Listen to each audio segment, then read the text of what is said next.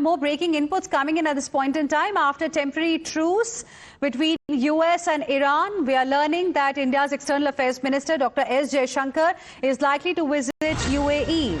This is going to be his first visit to the UAE since the war started. And on agenda, of course, are going to be key discussions on energy security. Let me straight away go across to my colleague Rishabh, who continues to be with us at this point in time. Rishabh, now it's going to be an important visit of External Affairs Minister Dr. S. Jaishankar. When is he visiting UAE and what all is on the agenda?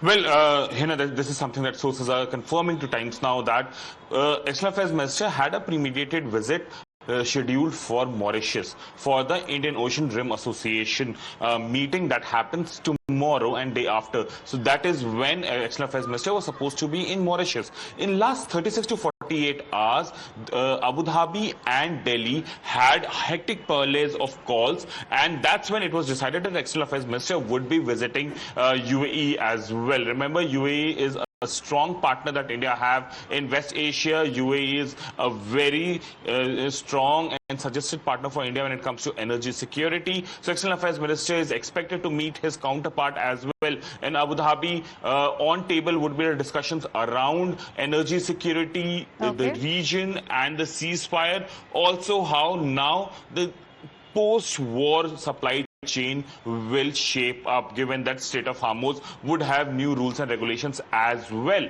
Apart from that, what we are given to understand, External Affairs Minister might call upon MBZ, the ruler of Abu Dhabi and President of UAE as well. Important outreach by India in Gulf the moment a truce has been announced. Remember, only today, like 6-7 hours ago, the truce has been announced. Temporary truce has been announced between US and Iran, and India wants to take an edge right now to reach out to its partners in Gulf, and the first stop would be UAE. Right. And also, can we expect now some kind of decisions from other Gulf countries as well on reopening of the airspace? Because reports are suggesting that Iraq has decided to reopen its airspace. Any news in that regard?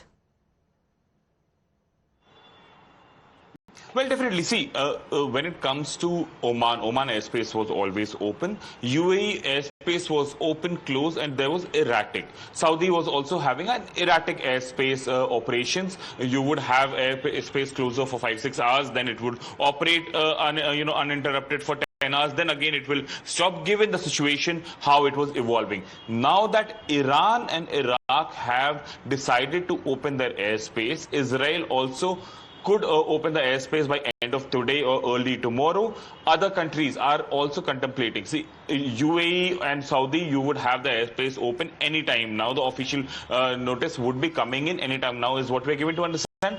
Qatar, Kuwait and Bahrain, these three were the most hit countries because of their proximity with Iran, and it might take them a day to open the airports, because there are damage and feasible damage on their airports and airstrips as well. So that might take around 18 to 24 hours to open. Right. But many suggest that by tomorrow midday, West Asia time, things would be back to normal when it comes to air traffic. All right. Thank you very much, Rishabh. Appreciate you joining us with